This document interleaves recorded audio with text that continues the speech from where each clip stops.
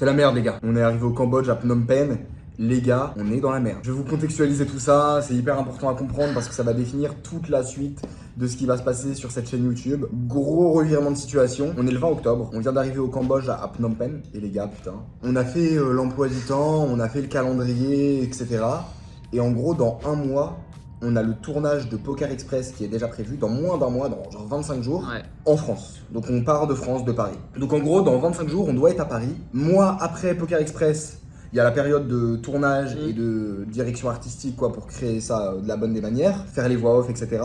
Et ensuite, genre vraiment direct après, j'ai des rendez-vous business très très importants en Asie. Donc je dois absolument être en Asie juste après. Et pour le coup, je serai vraiment full book, je pourrais pas grind. En gros, on a fait vraiment de la merde parce que normalement on devait finir le challenge à peu près là où on tourne cette vidéo. Le challenge devait être quasi fini, on devait être à 90K. Le problème, c'est que ça a été galère les gars aux Philippines. On a pu filmer nulle part. Et aussi, on a fait un peu de la merde avec la Poker Army. On a perdu du temps sur certaines choses. C'est pas qu'on a fait de la merde, c'est qu'on a fait justement les choses bien. Oui, voilà. Coup, ça nous a pris du temps. C'est ça. Et on avait sous-estimé le travail que ça allait nous demander. C'est plutôt ça, ouais. Donc voilà, on a beaucoup bossé. Aussi, on en parle pas assez, mais on pouvait filmer nulle part quoi. Genre là, je suis en mode caméra espion, les gars, je sais pas si vous vous rendez compte le travail qu'il y a derrière.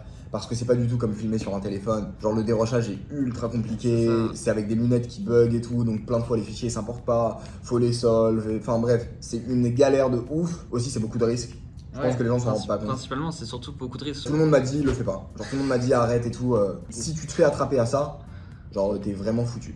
Mais bon, on s'en bat les couilles, on pose les balls. Et au final, on a perdu pas mal de temps parce qu'on a essayé de trouver une solution clean pour filmer, mais malheureusement pas de solution. On est arrivé au Cambodge, on a demandé pour filmer, pas de solution. Donc, on se retrouve dans une situation complexe pour deux choses. On a moins d'un mois pour finir le challenge, un 400K. Là, on est à peu près à 63K, un truc comme ça. Ouais, je crois que c'est ça, 65K, Donc, on doit monter 35K en 20 jours. Complicado. Plus, on doit tout filmer en caméra espion, faire tous les dérochages, publier les vidéos. Donc, en gros, on prend tonne de risques. En même temps, il faut finir le challenge. On est très short niveau délai. Et en même temps, il faut quand même publier les vidéos, ce qui prend énormément de temps avec tout le dérochage qui est ultra compliqué avec les lunettes espions. On a réfléchi avec Hugo. On a découpé les sessions qu'on pouvait faire. Il y a de la 5-10 qui tourne au Cambodge. Vous allez voir la session juste après. C'est une session que j'ai déjà jouée. On est déjà arrivé, comme je vous l'ai dit, on est arrivé il y a un jour. Donc j'ai eu le temps de jouer une session. Il y a de la 5-10 qui tourne tous les soirs. Je peux filmer avec des caméras espions, il faut juste que personne me balance et que personne me crame. Si je tiens 22 jours en jouant avec les lunettes et l'espion tous les jours, 12 heures, normalement les 35K ils sont faits si on n'a pas un run qui est fait. Donc en gros, il va falloir chatter les setups quand même. Va falloir charbonner de fou. Parce que là, ça va être, les gars, ça va être des nuits de 4 heures quoi. 4, parce que 12 heures par jour, putain, au bout de 15 jours, ça va commencer à taper un peu. Ouais, surtout 12 heures par jour, mais il y a la Poker Army, il y a la publication des vlogs, la création, les voix off, le dérochage, etc. Ce qui est à côté quoi. Donc, en termes de travail, ça va être très intense, mais ça se fait. C'est la merde, mais ça se fait. Comme souvent. Comme souvent. Donc là, il est 17h. Je vais grind, je pense, jusqu'à quelque chose comme 5h du mat. Ça commence. On y est quoi, de toute façon on y est, on est commit quoi. On est commit. On n'a pas le Du choix, coup, Hugo il va me backup. Il va me gérer au maximum le management, etc. Et il va me simplifier le travail que moi j'ai à faire justement pour me laisser le temps de grind. Donc Hugo, toi tu vas pas grind, tu vas full assurer nos arrières niveau taf. Et moi je vais régler ça sur les tables quoi. C'est sympa quand même, un challenge dans le challenge. 22 sessions pour tout casser. Ça va être fou. Un challenge dans le challenge. Faut print, il y a le montant exact qui s'affiche, mais en gros faut print pas mal de sous quoi. Ça va être tendu de fou. Je sais pas si... Il y a moyen mais putain c'est compliqué. Faut charbonner. J'espère que le run va pas nous à défaut quoi. Ça dépend des tables aussi. En fait le run principal il est sur les tables. Si les tables elles sont belles on les fait tranquilles. Si les tables elles sont pas belles là putain il va falloir des nouvelles strats, il va falloir faire des trucs de fou. Alors, écoutez, voilà les gars, le challenge dans le challenge, monter X 1000 € en X jours, ce sera le titre de la vidéo. Jour 1, ça commence, vous allez avoir la session juste là. Moi je reviens en session, vous le verrez dans un prochain épisode. J'ai éclaté gros, parce qu'on a déjà eu des nuits très intenses là. C'est vrai qu'on commence pas avec une semaine de vacances avant. Non, on commence vraiment avec genre 4 nuits blanches accumulées dans les 2 dernières semaines. Bah écoutez, je pense que le plus important en vrai, ça va être de montrer que détermination, travail. Les gars, donnez-nous de la force en commentaire parce que franchement... C'est du travail, c'est du risque. Donnez de la force à Hugo parce que lui aussi va charbonner pour que moi j'ai du temps libre pour jouer. Mettez des commentaires à fond, toutes les vidéos, donnez-nous de la force, on lit les commentaires, ça va nous aider à tenir les nuits blanches. Partagez et tout, n'hésitez pas. Partagez, bref, donnez de la force. Si vous êtes dans le Cambodge, à Phnom Penh, envoyez-nous un message. On joue au Naga World, donc ça serait vraiment un plaisir de faire les sessions avec vous. Sur le dernier rush, etc. Faut d'être avec vous. Donc, si vous êtes dans le coin, n'hésitez pas à passer, vous êtes les bienvenus. Allez, go! Ok les gars, on arrive au Naga World. Ça a l'air sympa de ouf. On est avec le taxi. Thank you very much. See you. Ok les gars, on est parti pour cette première session au Cambodge. Pas de temps à perdre, on attaque directement la 5-10. Je décide de déposer seulement 1000 € sur la table parce que là, comme on a dit, on n'a pas le droit à l'erreur et donc je dois absolument comprendre les profils avant d'aller plus deep et de jouer 200 blindes, 300 blindes deep. A savoir qu'ici la 5-10 c'est de la 5-10 uncap et donc il y a des mecs qui ont des 10 000, 15 000 de stack. Mais dans un premier temps, la première semaine, ça sera surtout une phase d'observation, voir ce que je peux faire, qu'est-ce qui se bluffe, quels sont les profils sur lesquels on peut mettre de la pression, quels sont les profils qui ne bluffent jamais, bref, récupérer un maximum d'informations pour éviter de faire des grosses pews dans des pots à 10 000 € où je vais me faire complètement défoncer. Autre point à savoir, c'est que le rake il est assez haut, c'est un rake qui tourne autour de 10%, entre 5 et 10%, ça fonctionne par palier et le cap est à 25 $. Et dès que j'arrive sur la game, je vois que ma table elle est quand même relativement tranquille. Je vois des beaux joueurs récréatifs, ce qui est plutôt bien pour une 5-10 parce qu'encore une fois, vu qu'on joue cher, on n'a pas besoin que la table soit très très belle pour faire un gros taux horaire. Et là en l'occurrence, je vois que c'est plutôt sympa. On commence avec la première main, j'ai As-Dame suité au cut-off. Il y a le joueur au bouton qui fait un Mississippi à 20, ce qui fait plutôt plaisir. Et le joueur en small blind qui open à 105 $.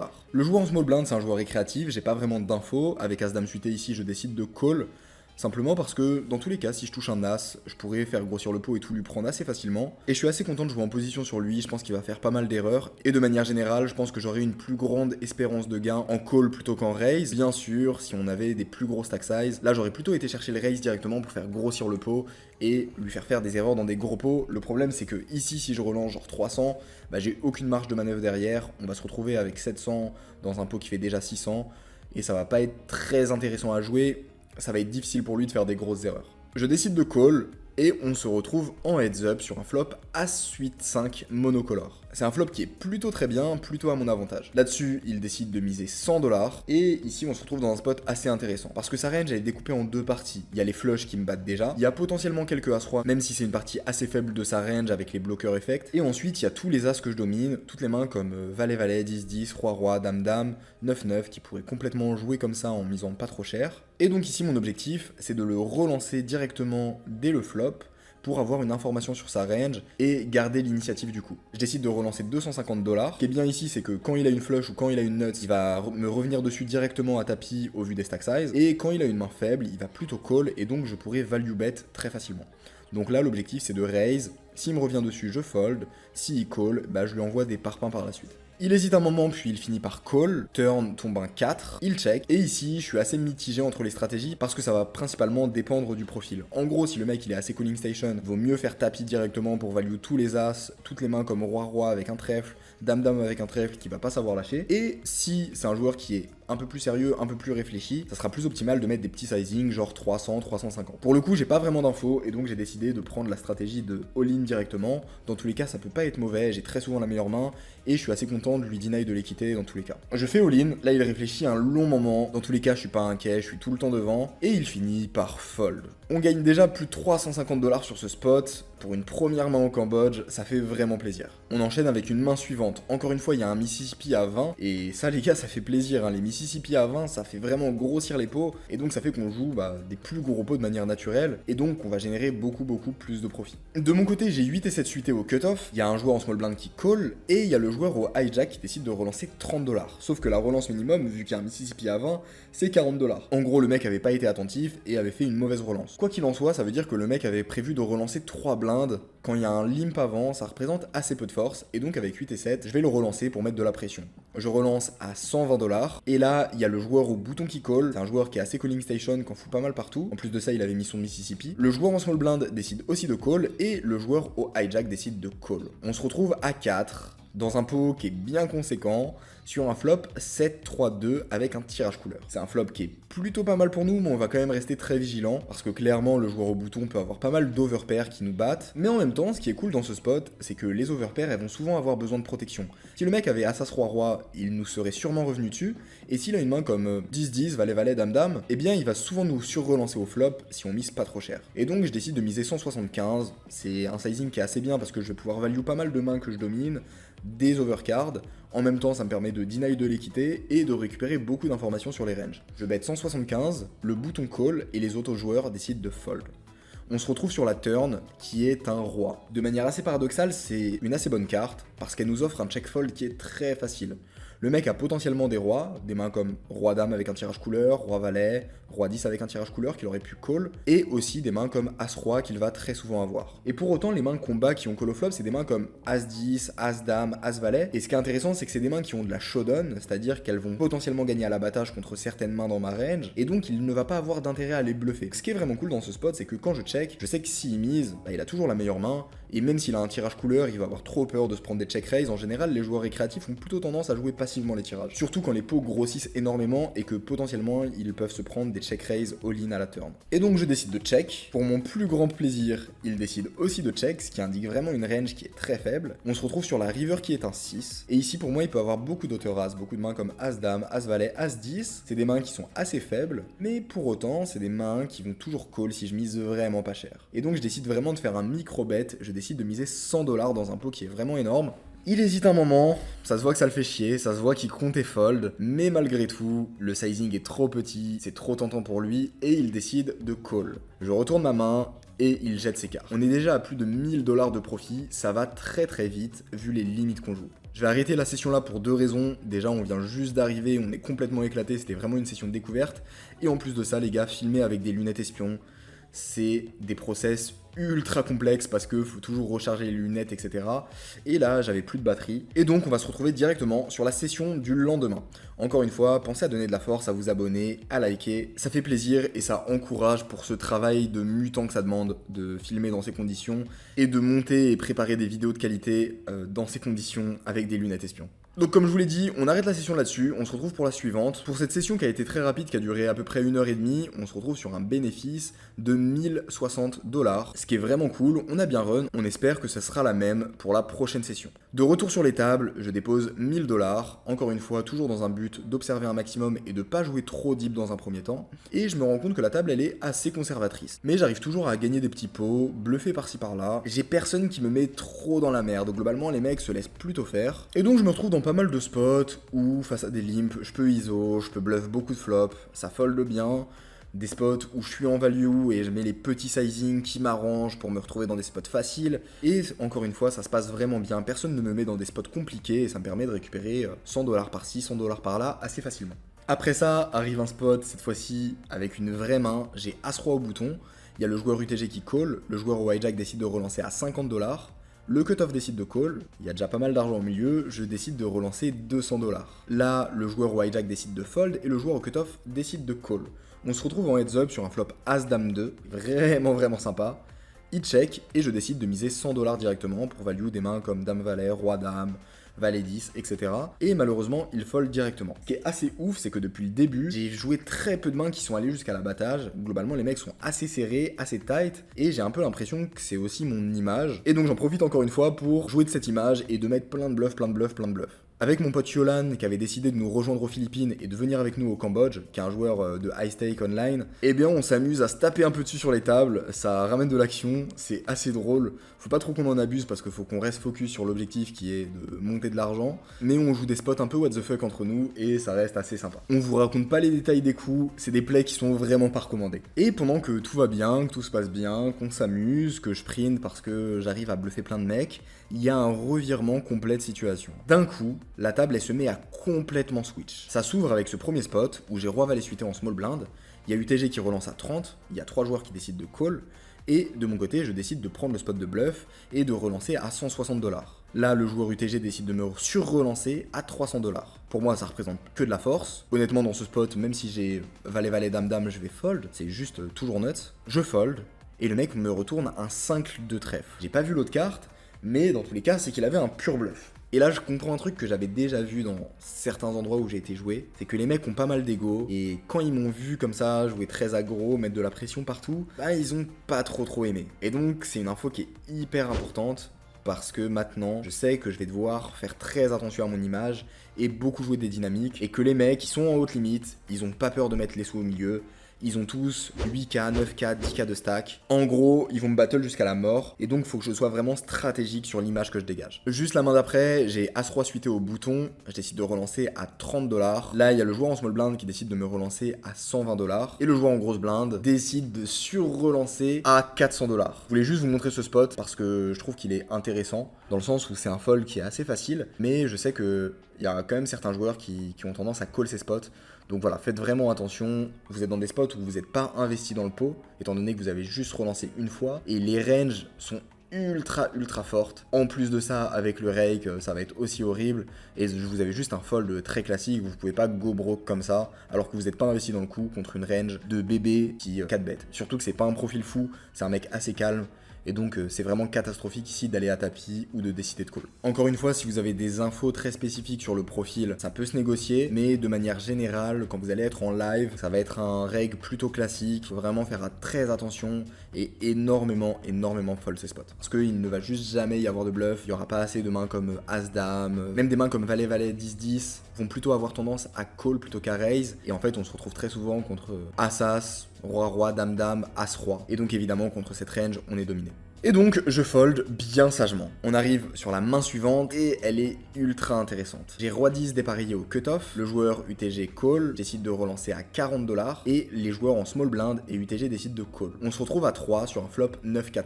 Flop idéal, je vais pouvoir mettre beaucoup de pression, ils ont très peu touché ce board et donc je suis parti pour en mettre un et sur des cartes hautes continuer à mettre beaucoup de pression. C'est ce que je fais depuis le début, ça marche bien, mais comme je vous l'ai dit, il y a eu un switch dans la perception des joueurs et je l'ai vraiment ressenti à la table. Quoi qu'il en soit, j'ai toujours un spot de bluff qui va être trop profitable et donc je décide de miser 75$ en bluff. Là-dessus, le joueur en small blind fold et le joueur UTG call. La turn tombe en 2, pas une très bonne carte pour bluff. Et là, le joueur UTG fait un truc très particulier, il décide de reprendre l'initiative et de miser 200$. Franchement, on a une main dégueulasse, le mec a été assez passif jusqu'à présent et il reprend l'initiative en misant extrêmement cher. Malgré tout, ça représente rien du tout. Le mec ne va jamais jouer un 4 comme ça. Il va jamais jouer un 9 comme ça, et donc ça a pas de sens, ça a juste vraiment pas de sens. Si le mec a un 4, il va toujours vouloir continuer que je bluffe, ou alors il aurait relancé dès le flop. Mais sur une turn comme ça, il va pas s'amuser à reprendre l'initiative. À la limite, il y a peut-être une main comme 2-2 qui pourrait jouer comme ça, ce serait la seule qui fait sens. Un 9, il va jamais le miser aussi cher, et donc ici, pour moi, j'ai souvent la meilleure main, à la limite peut-être des petites paires qui transforment en bluff et qui paniquent. Quoi qu'il en soit, je pense qu'il a pas mal de bluff, pour autant je suis assez inconfortable à call parce qu'il peut toujours avoir des autoras qui me battent, et donc je décide de transformer ma main en bluff et de sur-relancer. Encore une fois, ma main est vraiment dégueulasse, mais je sens qu'on a un point de bascule où les mecs vont en avoir vraiment marre, particulièrement lui à qui j'ai mis pas mal de pression, et là franchement ça représente rien du tout. Et donc, je décide de me faire confiance et je relance 450$. Si je perds ce coup, je repasse down et ça fait un peu chier, mais par contre si je le gagne, je suis up d'une tonne. Un coup qui peut faire un peu transpirer parce que le pot commence à devenir pas mal conséquent, et pour mon plus grand plaisir, il décide de jeter ses cartes, notre idée était bon, on gagne ce gros pot. D'ailleurs, petit aparté les gars, pour ceux qui veulent développer leurs compétences au poker, j'ai créé une formation complètement gratuite, vous pouvez trouver le lien en description. Vous allez avoir accès à une vidéo qui va vous apprendre comment optimiser votre jeu de manière très facile, très rapide, avec des conseils ultra puissants. Vous allez aussi accéder à des ranges pré-flop et l'accès à un Discord privé. Donc si vous n'avez pas encore rejoint la formation gratuite, allez dans la description, cliquez sur le lien, vous allez vous régaler avec ça. Il y a déjà plus de 500 joueurs qui l'ont rejoint et les retours sont juste excellents. On enchaîne avec un spot qui malheureusement n'était pas filmé parce que mes lunettes étaient en train de recharger. J'ai 10 et 9 suités en début de parole, je décide de call. Là, il y a un joueur en small blind qui décide de me relancer à 50$. De manière générale, c'est plutôt une main que je vais prendre en limp pre-raise, mais là, il le relance assez cher et surtout, il est hors de position. Et je sais que je vais pouvoir lui mettre énormément de pression en étant en position, et donc je décide de call. On se retrouve sur un flop As-As-6, et il décide de miser 40$. Ce qui est très intéressant dans ce spot, et c'est pour ça que je l'ai sélectionné, c'est que le mec décide de miser très petit au flop dans une configuration où on a des très gros stack size. Ce que ça m'indique, c'est que si le mec avait une main comme As-Roi, As-Dame, As-Valet, il voudrait très certainement faire grossir le pot et mettre des gros sizing. Les seules mains qu'il pourrait miser comme ça serait des mains comme As-3, As-4, As-5. Le truc, c'est que s'il avait des As-X faibles, il m'aurait pas relancé 50 préflop. Et donc on se retrouve dans un spot où au final ici, le mec ne représente absolument rien. Il a peut-être des mains comme Valet-Valet 10-10 de temps en temps, pas mal de bluffs, mais dans tous les cas, c'est des mains que je vais pouvoir faire fold en mettant de la pression. Donc là, même si ma main est dégueu et absolument pas légitime, j'ai un spot de bluff qui va être très profitable et donc je décide de relancer à 160$.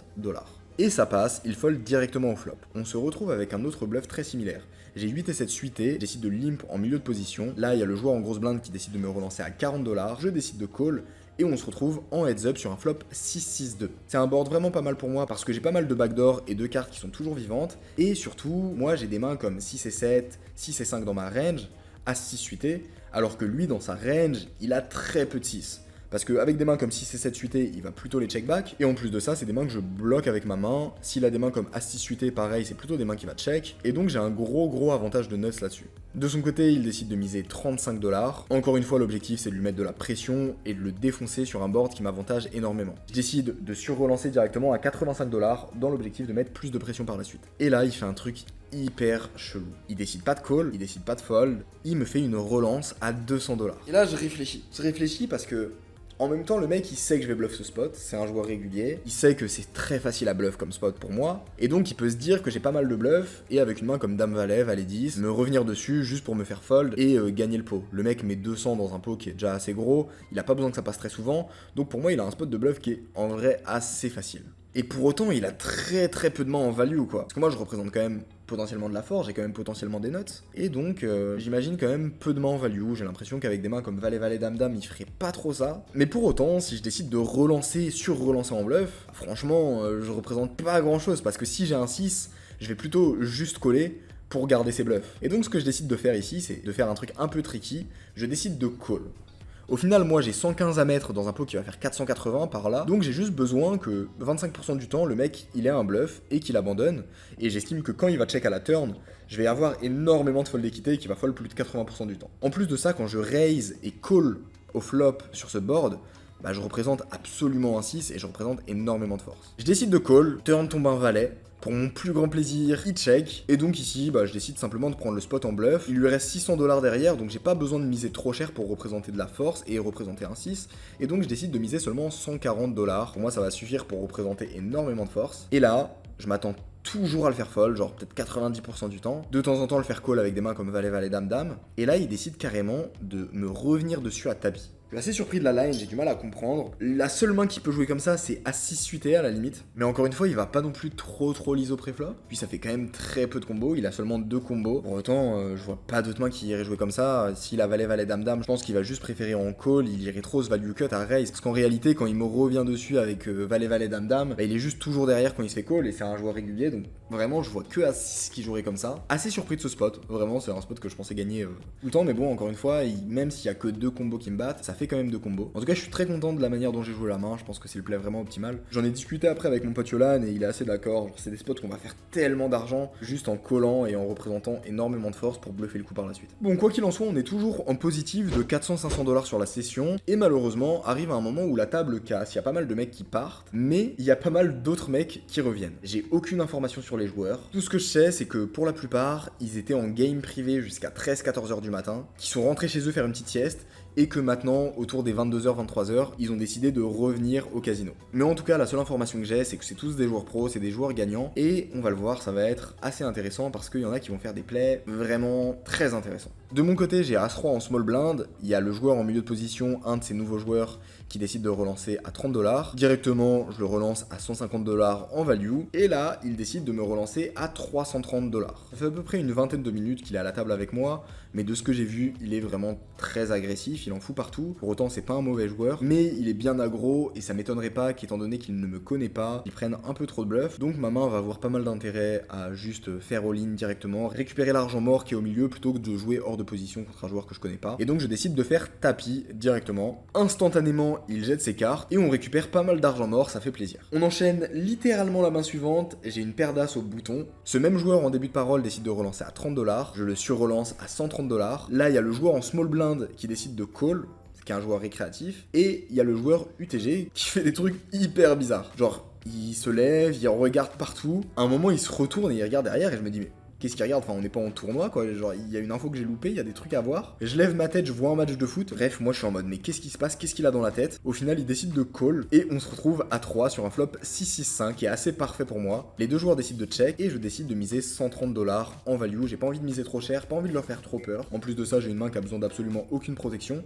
Et donc j'estime que 130$, ça va être le bon sizing. Je suis bien content parce que le joueur en small blind décide de call et le joueur UTG, il hésite un long moment et il finit par fold. Ce qui est marrant, c'est qu'il fait encore un truc complètement what the fuck, il fold mais il veut pas donner ses cartes. La réaction du croupier, elle est assez épique. Bref, j'ai trouvé ça assez drôle. Et point très intéressant, le mec a fait un très bon fold, le joueur UTG. Je vous laisse dire en commentaire si vous avez une idée de sa main qu'il a fold, mais il a décidé de fold une paire de 10. Très bien joué de sa part, parce que pour le coup c'est un fold qui est assez clear, mais qu'un joueur en live arrive à le trouver, je trouve ça quand même assez intéressant et c'est cool. En fait, c'est un fold très simple parce que quand le joueur en small blind décide de call pré-flop, il a surtout une range qui va être orientée 10-10, valet-valet, dame-dame, et quand en plus de ça il décide de call au flop assez rapidement, il va souvent avoir une range assez forte. Il a des As-Roi, il a des As-Dame suités peut-être, mais dans tous les cas, c'est des mains qui ont pas mal d'équité contre paire de 10. Et en plus de ça, sa paire de 10, elle peut être derrière contre moi, elle peut être derrière contre le joueur en small blind, et même si elle est pas derrière, on a tous les deux énormément d'équité. Et donc au final, de son côté, la bonne décision, ça va vraiment être de fold. Dans tous les cas, il va se prendre beaucoup de pression de la part des deux joueurs, il va être en sandwich, il est très souvent dominé, même quand il est pas dominé, on a énormément d'équité. Enfin bref, il a fait un très bon fold, GG à lui pour ça. Ce qui est cool, c'est que je vois quand même que quand on arrive en 5-10, étant donné que c'est les plus hautes limites, que c'est des limites uncapées, et que des fois il y a des pots à 20k, 30k qui se jouent, on commence vraiment à être dans le top du panier. Ça veut pas dire que les mecs c'est des génies ultra compétents, incroyables, mais on commence quand même à arriver dans le top 1% des joueurs réguliers, et on commence à arriver sur un niveau qui est vraiment solide. Lui typiquement, j'ai discuté avec lui, c'est un joueur, ça lui arrive de jouer de la 25-50, de la 50-100, donc vraiment des très high stake. Mais pour autant, étant donné que la 5-10 c'est vraiment la plus haute limite qui tourne, eh bien on a tous les meilleurs joueurs live qui se retrouvent à jouer cette 5-10. Et presque j'ai envie de dire c'est cool parce que ça fait plaisir de voir des mecs bien jouer. Et en plus de ça, étant donné que c'est des joueurs qui réfléchissent, ça fait que dans plein de spots, vous allez le voir dans le futur, je vais pouvoir mettre énormément de pression parce que j'arrive à comprendre comment ils réfléchissent et du coup je peux jouer avec ça. Enfin bref, au final je me retrouve en heads up contre le joueur en small blind, la turn tombe en 2 et je décide directement de miser 450$ dans l'idée de faire all-in sur la plupart des rivers. Je bet 450$, heureusement pour moi il décide de call et river tombe une très mauvaise carte, river tombe une dame. C'est une très mauvaise carte, c'est un peu la pire carte en fait parce que si c'était un roi, dans tous les cas il a pas roi-roi. Maintenant, quand c'est une dame, on peut quand même avoir pas mal de dame-dame qu'il a just call pré-flop, et ça met pas mal de pression à des mains comme valet-valet, 10-10, 9-9, qui vont commencer à fold si je mise trop cher. Pour autant, il y a pas mal de tirages qu'on manquait, et donc je décide de miser 650$. J'estime que c'est le sizing où il va continuer à call des mains comme valet-valet, 10-10, 9-9, mais où pour autant je vais quand même pouvoir bien rentabiliser. Malheureusement, il fold très rapidement, et donc il était juste potentiellement sur un tirage couleur. Je pense qu'avec 10-10, 9-9, il aurait au moins réfléchi. Mais bref, nous on gagne plein d'argent sur ce pot, donc on est très content. Encore littéralement la main d'après, on a encore une premium, on a une paire de valets au cutoff, il y a un Mississippi à 20, un joueur récréatif en small blind décide de relancer à 100$, le joueur régulier en grosse blind décide de relancer à 200$, et le joueur au hijack décide de relancer à 700$. Évidemment, c'est comme le spot quand j'avais As-Roi, ici on a un fold qui est très clear, dans le sens où on n'est pas investi dans le coup, il y a déjà énormément de joueurs qui représentent de la force, on va jamais être devant leur range, donc j'ai un fold qui est assez tranquille. D'ailleurs pour info, le joueur en grosse blind, le joueur justement où je vous ai dit qu'il était compétent, il décide de son côté de fold paire de dames, ce qui est un bon fold pour le coup, je suis assez d'accord. D'ailleurs il fait quelque chose d'assez intéressant, je vous laisse l'extrait. I call, but if you show me worse than queen, I'm gonna pay you a green tip. Okay? Okay, that means you have queen feet. Et donc quand le joueur au hijack n'accepte pas les 25$, bah clairement il a tout le temps les as, les rois. Et donc c'était un bon fold de sa part avec la paire de dames, c'était un bon fold de ma part avec la paire de valets. Mais pour autant, il me donne une info qui est quand même précieuse ici, c'est qu'il est capable de faire des folds d'exploitants. Et donc je vais pas mal m'amuser à lui mettre de la pression dans ses spots. Après 9h30 de session, on se retrouve sur le dernier spot. J'ai As-7 dépareillé au hijack, il y a un Mississippi à 20, tout le monde fold avant moi et donc je décide de relancer à 60$. Le joueur au bouton décide de call, c'est un joueur récréatif qui est assez chaud. On se retrouve en heads up sur un flop valet 8-3 et je décide de check dans le plan d'aviser sur les streets futurs. Il décide aussi de check. On se retrouve sur la turn qui est un 4 et ici je décide de faire un play que je trouve très intéressant. Je décide de miser vraiment petit pour le forcer à call avec des hauteurs dames, des hauteurs rois ou alors même le forcer à raise directement parce que dans tous les cas quand il a check sur un flop comme ça qui est assez dynamique, bah je sais qu'il a pas vraiment de main très forte. Et donc l'objectif c'est de le chauffer à bluff et de call avec mon hauteur as. Au final il décide de call.